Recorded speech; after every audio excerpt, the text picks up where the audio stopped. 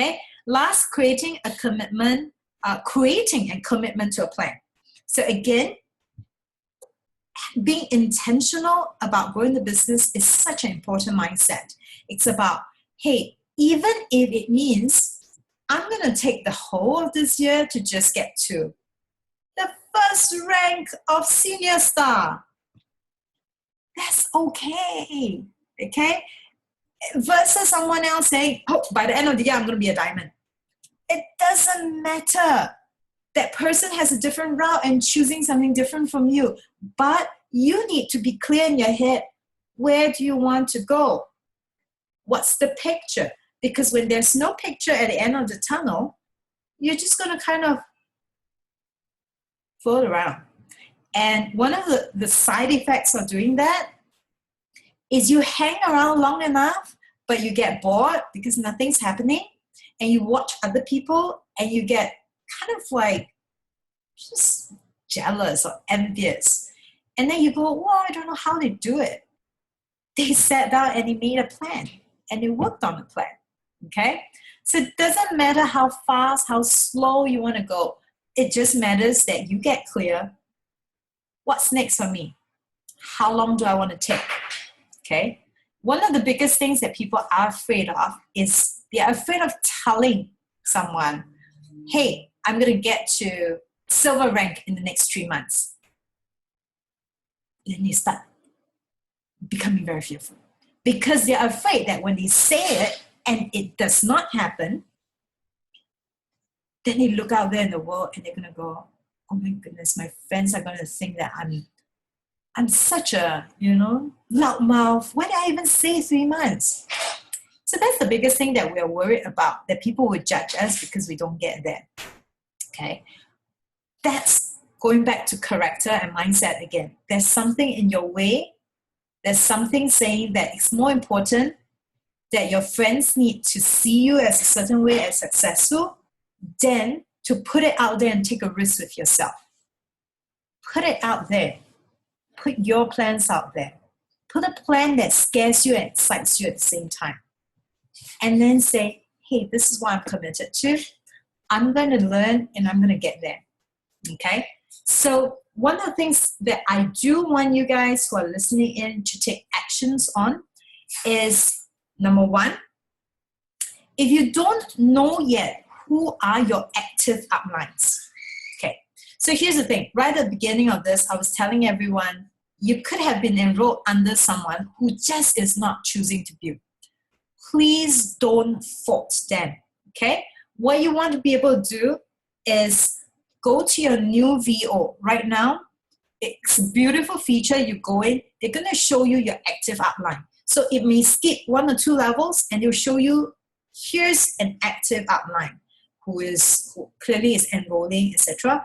And then maybe another few levels up, there's another active one. If I'm not wrong, you can get up to 3 or 4 upline contacts, their emails in there. I want you to set up a support system. I want you to reach out to them and say, introduce who you are, where you are in their organization, and say, I'm trying to look at building my business. And I just wanted you to know who I am. And I'd love to be able to learn from you if you have any classes or sharing. And on top of that, may I ask if I could get your support if there is something that you're willing and able to do with me. Okay? Very different from, hey, I expect you to help me because I am doing business, so you're going to gain from me. That's not the way you approach things. So finding out your lineage, that's one. And number 2, the second thing I want you to do, this is the scary one. After listening to this, create a plan. Write down at least until the end of this year. What are your specific goals? Where do you want to be? It could be by ranks. It could be by income. Okay? For those of you who feel like you don't really know where the income range is, just early on this afternoon, I posted in the private Facebook group, there was an income disclosure 2015. That's the latest one that is just basically shown. You can see at every rank, the lowest kind of income. So there's a range, the lowest to the highest, and the average across the board. And ask yourself, what's something that speaks to me and something that my heart is willing to work for?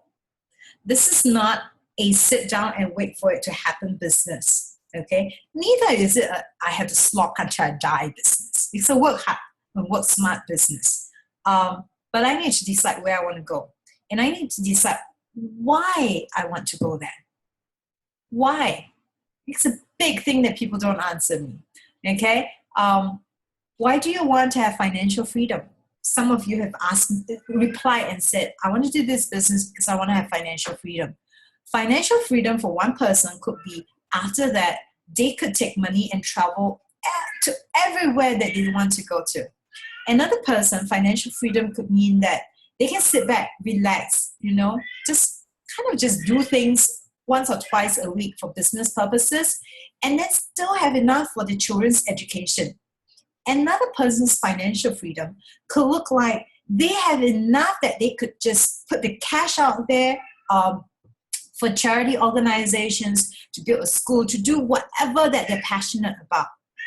So don't stop at, I just want the money, because that does not tap deep into the resources in your heart, the will, the power to really move forward. Okay? Because money is never the motivation for people. Trust me. Unless you have no money right now and you're starving on the street, maybe you can tell me, I really need to get myself off the street and have some money.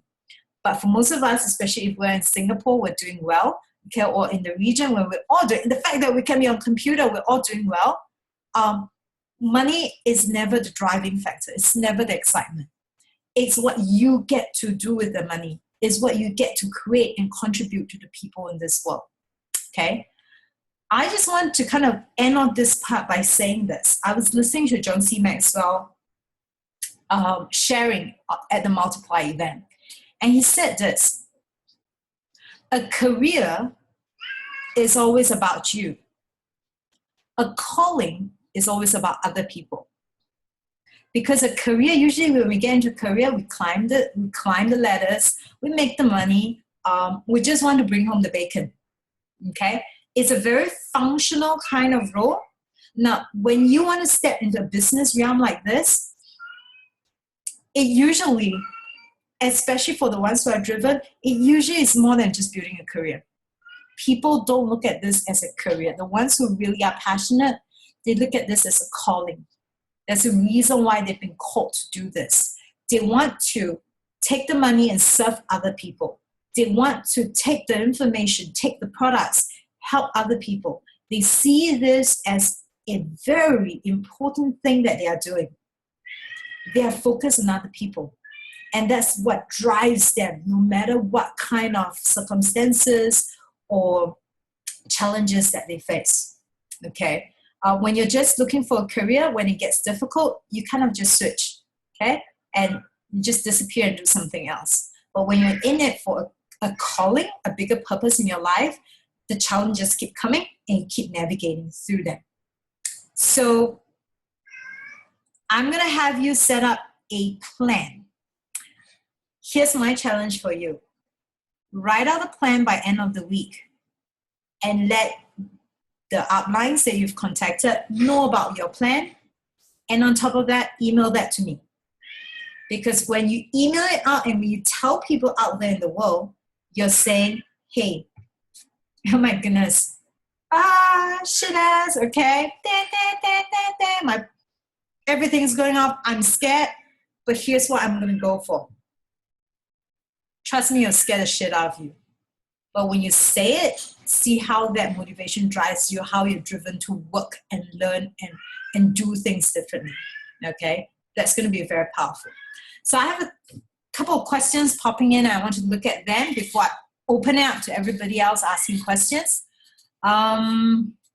Ethel, the only way to climb the rank is to get many downlines. My downlines are users. They are not keen to sell. Okay. So I'm not sure, Ethel, whether you heard the first part of this conversation because we talked about this earlier. So you have to grow ranks. You have to have people, okay? But it's not about having 100 business builders. They come as they come. But it's about teaching people, and that's why we've requested you to actually look at the first steps to business video. We teach about the empowerment, the empowering 3 concept, because the only way you can get started is having your friends learn to love the products. Remember, we talk about loving the products. You can't get people to sell. Okay, take that vocab out of your language altogether. You can't get people to sell.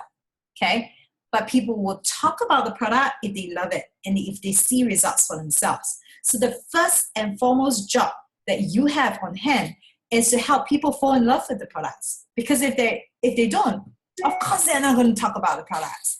But if they do, have you ever met a situation where you went to a restaurant, a really good restaurant? Okay, let's not even talk about restaurant. Let's say, in Singapore, we have those hawker place, a little shop, tucked out there somewhere. You got to drive round and round, and it's not near a famous shopping mall or whatever. And then you realize, one day you found that place because a friend told you secretly that that's the place that serves the best fried kway teow. You went down, you ate it. It absolutely was the best for you, hands down. Okay, nobody could ever do the best kway teow like this person. Okay, guess what you're going to start doing with the people around you? You're going to start telling them, do you know there's a really good kway teow? I tell you where to go to, okay? You will do that. It's natural. It's human. It's a really good. You need to go there and eat tomorrow. Like tomorrow. Can I bring you there tomorrow? Okay. That's just it, because you've fallen in love with the kway teow. Full stop. Now, if you're trying to get people to sell the product and just keep telling them, use, okay? Just use keep buying more. Nobody's going to talk about it because they're going to have the experience that, hey, that's all you want. You just want me to buy. You just want me to chalk up my PV. No. The foundations to building the business is really to get people to fall in love with the products. They need to see results with themselves.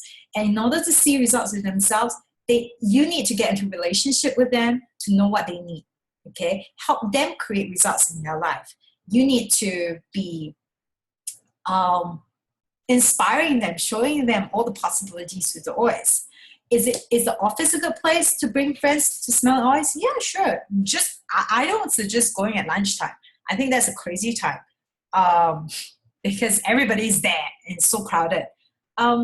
You can just have them smell the oils, whatever you have. But if you really wanted them to, yeah, I think that's a fair thing to do.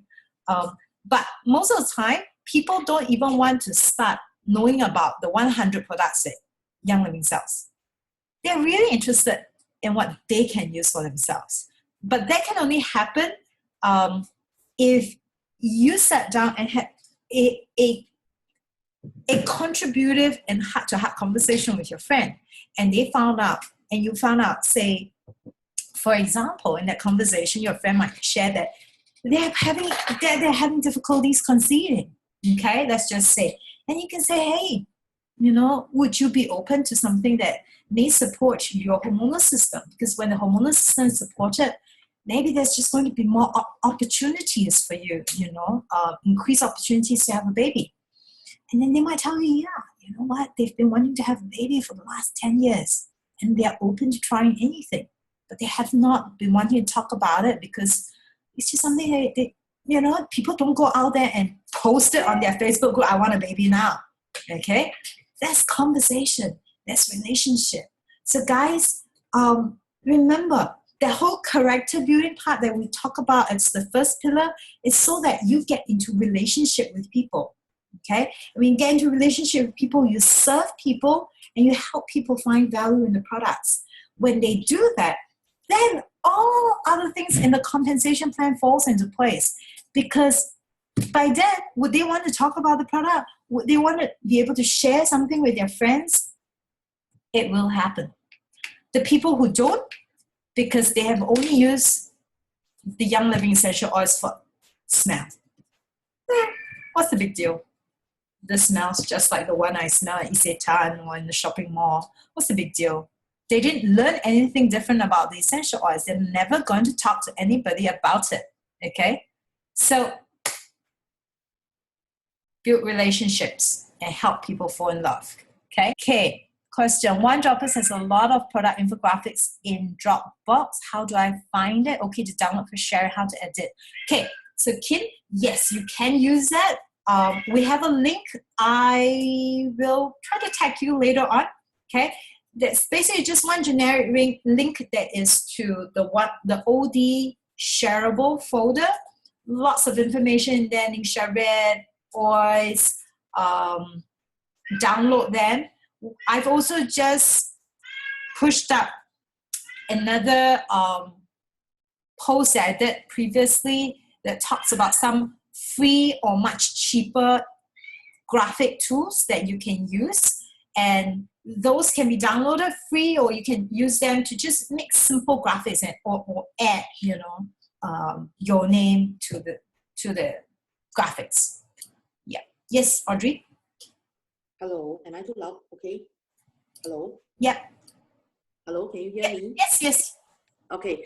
Can you explain to me what is enroller and sponsor? Enroller and sponsor? Okay. So the basic idea behind this is if I introduce a friend, if I'm the one who's been sharing, etc., so naturally I'm the one who's the enroller, okay? Sponsor is the person that this new account is going to be directly placed under. So in this case, let's say I was talking to a friend and I decide to sign this friend up. I will clearly put this myself as an enroller, but I could choose whether I want to be the sponsor as well. Okay, so in the early stage of building, most likely you are both enroller and sponsor. But at the later part, when you have a team growing, let's just say, Audrey, you are in my organization, you're in my first level, and I'm working with you to support you to grow. So as I met a new friend and I want to, and I find that maybe the personality, the interest is very similar to you, and I really wanted to support you to grow. At this point in time, I may come to you, Audrey, and say, hey, Audrey, I have someone who's interested to start an account. I'm considering to put her under you, so you are the sponsor. In that case, would you be able to take care of her? Okay, so it's important for us to have the conversation, not just place people under, because the sponsor is a key role. It's going to help you take care of people. As your organization grows, you can't have everybody under your first level. You'll go crazy. Okay, there's no way you can answer everybody's question. And you need to be able to find people in your team who are willing to be there for others, who can answer questions. And that's where you put them under as, you put that person as a sponsor. Okay? Okay. So let's say your first level that you are building, right? Mm-hmm. And then your friend decided to put both enroller as sponsorer as her, but not under you as ER and SO. So will it affect in any of the cases? Like, for example, right, her second level, okay, it will be my third level already, because the first level is my friend. Yeah. So the next level will be my friend's friend. Yes. B, okay. A and B. Yep. So A decided to enroll B. Yes. But A doesn't want me to be as an ER. A doesn't enroller. Doesn't want me to be the enroller. Is it okay? Perfectly fine? Yeah, of course. So of course it is, because this is A's friend. So A technically definitely has all the rights to be the enroller and the sponsor. Okay. Yeah. There's no reason why A want you to be an enroller if that's her friend. Okay? Probably she is, how do I say, probably is because of the first 3 months, their 25% is much more attractive than the sponsorer. So people will think that, say, why not I be the 2-1 and I just educate her? And then they will just, sometimes they will just sign up and then they will just leave them alone over there. Because you don't know the connection between them. Yeah. Yeah. Yeah. So here's the thing. it is generally the rule of thumb. If it's your friend, if you're the enroller, you're the sponsor, unless there's any reason why you don't want to be the enroller, that's very, very rare. And especially very rare to go to your upline and say, hey, you be the enroller. That's very rare. I've never come across a situation. Maybe once, just because this person has a huge issue with money. But even then, if you're the sponsor, you still receive money. Okay. Just to add on here, because Uni is asking a connected question. Any advantage or disadvantage in the commission for being enroller and sponsor? Yes, there is a difference. As an enroller, you enjoy the first 3 months fast start bonus. That's 25% of whatever this person purchased. Okay? So as an enroller, I could have a new member directly under me, and I'm earning the 25% for the first 3 months this person is buying. If you are not familiar with this 25%, go back and take a look at the first steps to building a business. We talk about that in the front part where we talk about Rising Star as well. So that's given to people because Young Living recognizes that when you first start building a business, it's not a lot of money that you're bringing in. So they want to encourage people by giving you something extra. So instead of the usual Uni Level, which is 85444, they give you a 25% right at the first 3 months. Okay? So it could be the case that I am enrolling someone and I decide to put this person under Audrey, who is let's say Audrey is on my second line. So this person will be placed on the 3rd level, right? I'm still the enroller, so the 25% still comes back to me. But structurally, I'm helping Audrey to begin building an organization under her. Okay? So that's the difference. Just always remember there is the difference between building an enroller. And I do know, okay, there are times some leaders will do this with their team. So they have somebody who's very anxious and willing to learn to build, and they see that the person is building. Some leaders have been very, very generous. When I say this, I don't want you to go demand that from your uplines. They come in and they say, hey, I've got this person. It's not like a close friend, but it's a contact who's interested in buying. Can you go follow up? You can be the enroller and sponsor. So even though that person came through me and was asking me, I could pass it on to somebody and said, hey, go take care of this person, talk to this person, help this person sign up. I've already answered all their questions about products. They are in the next phase where they're deciding what products to use right now. So could you do the follow-up? And you know what? I really want to support you to get a little bit more money. So I'm going to have you be the enroller and sponsor. This can be a exceptional case when your upline just decide to gift you with this. It is not a norm. So guys, don't assume and don't go out there and demand for that. That is if your upline feels like supporting someone for that. And which also means that next time when you're helping a team, if you feel that that's something you really want to do to help, you can. Yeah. And then obviously being a sponsor means after the first 3 months, this person may get a little bit more than you do. Okay, going back to that scenario, I'm just going to switch my board across. Give me 1 minute. I'm going to do a share screen and I'm going to draw it out, okay? Easier for everybody to see. Okay. So I was saying, let's just say, oops, sorry, let me just undo this.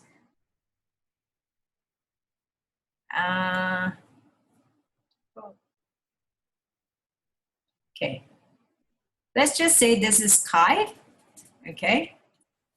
And then we'll just use Audrey, yeah, for example.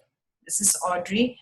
And let's just say Kai has other downlines, and this is level 1, okay? Everybody here is level 1. Now, let's just say I met a new friend, and I decide to place this person under Audrey, okay? Let's just use Kim's name, okay? And Kim is actually really my friend, but I've decided to make Audrey, the sponsor, and I'm still the enroller. So for the first 3 months, let's just use different color. So enroller is Kai, sponsor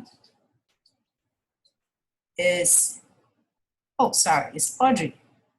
Okay, so in this case, for the first 3 months, okay, whatever Kim spends on, Kai as the enroller will get 25% of whatever she spends. Yeah, because the company is trying to give bonus around this, okay? After, so 4th month onwards, what happens is this bonus, the fast start bonus is taken off. We go back to what we call Uni Level Bonuses. So I'm going to draw here. Uni Level Bonuses looks like this. Uni Level, okay. On the first level is 8%. Okay, level 2 people, you technically get 5%. Level 3 people, you get 4%.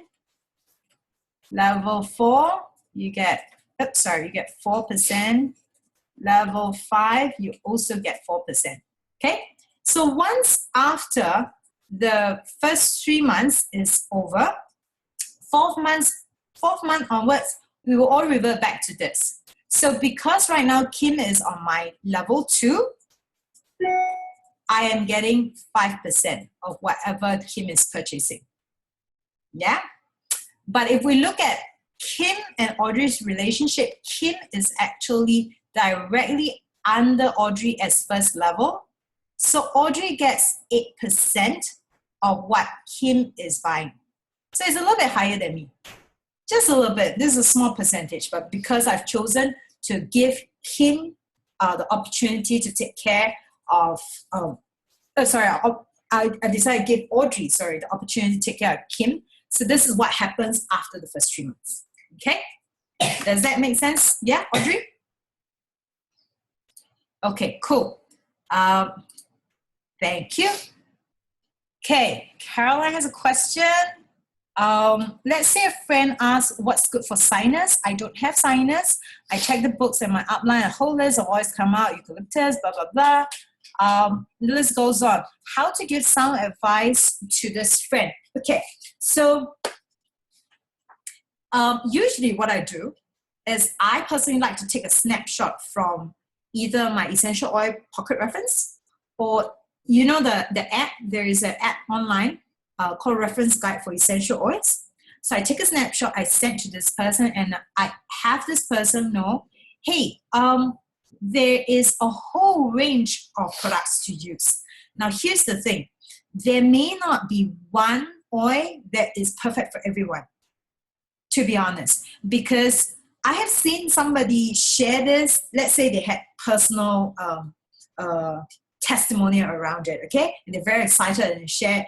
And then person number 2 comes along and try, and it didn't work for them, okay? It really doesn't mean that there's anything wrong. So always, before I give advice to anybody, I always tell them, whether it's a person testimony or from the app, I tell them that you may need to try anywhere from 2 to 3 oils and rotate them around and see.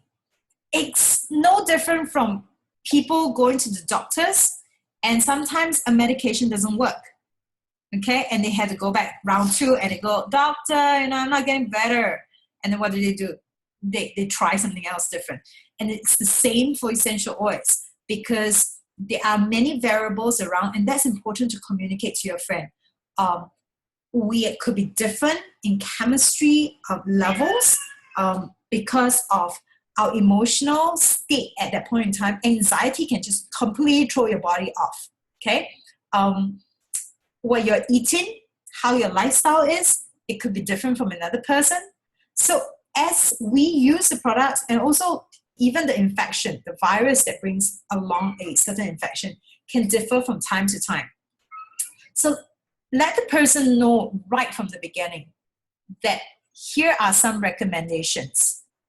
but you may have to try 2 or 3 different products and plus take care of your diet and your lifestyle in order to start seeing some changes. So some of the ones, if you might have heard people talk about it, then you might bring back and say, there are some strong recommendations that I've seen come across quite often. Could be product A, B, and C. So this could be something that you might want to begin with. Yeah. The other thing that also offers very good information, if you guys have not seen it before, it's called oitestimonial.com. So Google that. You can go in there, and it's everybody, who has ever used products before, essential oils, they send in their testimonials in there, so you can search by symptoms, disease, etc. And because, again, this is a third-party information book, they are able to still operate and have people go in there and check by themselves. What do they need? And then you hear other people's testimony. And sometimes you could hear 3 to 5 testimonies sharing the same thing, and then you feel fairly confident this could be the oil you want to try. Yeah. I hope that helps, Caroline. Couple of homework, if you guys decide to take this seriously, okay, is number 1, under character building, begin to start noticing what are some excuses and things you often go into reactive, and you start seeing a pattern around it. Start noticing and write that down. Okay, that's one of the homeworks you can start doing. The other homework that we did talk about is under the creating commitment around a plan, is to start writing a plan, connect with 2 to 3 uplines. You might want to share with them the plan. And if you want to, send me your goals as well so I know what's going on. Okay? Back to Caroline's question. One more question. Rising Star bonus is quite confusing. Outline suggests that our target to sign up 4 in first level. Then new sign up to place them in level 2 is totally different from Rising Star bonus. Yes. Okay. How do I put this? Some of you heard this before. I never used to teach Rising Star. Rising Star only appeared about 2 years ago in this new complex. So for the older generation leaders like me, I have never worked my whole plan around Rising Star. So we used to do this, the whole, go ahead, go enroll about 4 people, 5 people on the first level, concentrate on 2, and then just keep building until you hit silver. Okay. Will it work? Yes. It's just different. The focus for Rising Star, you will notice, is they want people to begin having foundation on the first level. So if you look at it, that means that you are having conversations with some of the people that could be closest to you, and you have them on your first level so that they begin to form your different lines. So Rising Star, okay. If you guys are still not familiar yet, remember to check out the video. It basically means that, you start off by trying to get 3 lines that has 300 OGV, okay? So this is the first goal. So when you can achieve that, for them to be 300, they could be one person having 300 OGV. That's fantastic. Or it could be one person having a few other people, okay? Maybe 2 other people. So 100, 100, 100. They're 300. But the minute you have a structure like this, you will be getting 1 share, okay, from the company. This 1 share translates to about about $50. It goes up and down. Okay, so that's the first foundation. You enroll 3 person, you help them grow their legs. Okay, remember the empowering tree, we tell you, go help people enroll another 3 person. Okay, teach them how to fish. So that's the idea behind it. Now, part 2 of the Rising Star, okay, is eventually you want to develop 2 legs, 2 other additional legs that has 500 OGV volume. So, okay, this is a little bit deceiving looking. So I don't want you to think of it as one person buying 500. That can be quite scary, okay? What am I doing? Sorry. Undo.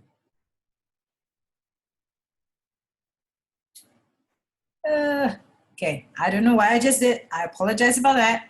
Okay, so it can look like you have a few people, but you have basically 2 different lines with 500 volume. When you get that, you get another 2 shares. So now, in total, if you have all this structure in place, you get 3 shares.